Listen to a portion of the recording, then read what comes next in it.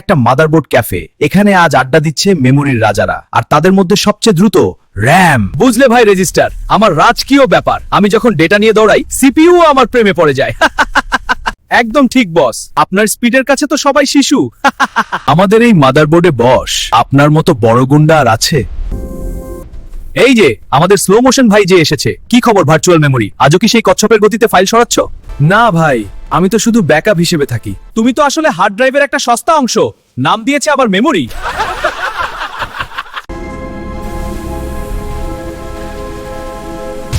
Warning! Memory full! System crash!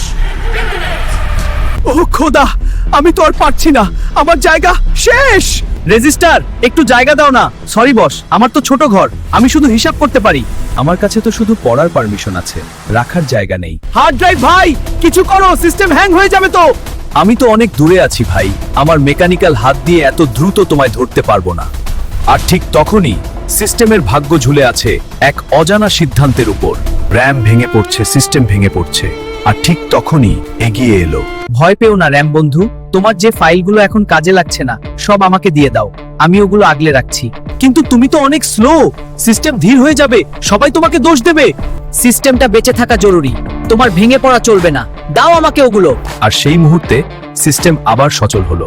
RAM বুঝলো আসল বন্ধুকে। আমি তোমাকে কত অপমান করেছি, অথচ বিপদে তুমি এগিয়ে এলে। বাকিরা তো শুধু সুসময়ের বন্ধু ছিল। সবচেয়ে দ্রুত হওয়াটাই শক্তি নয়, সবচেয়ে স্থির যে থাকে সিস্টেমটা তাকেই মনে রাখে।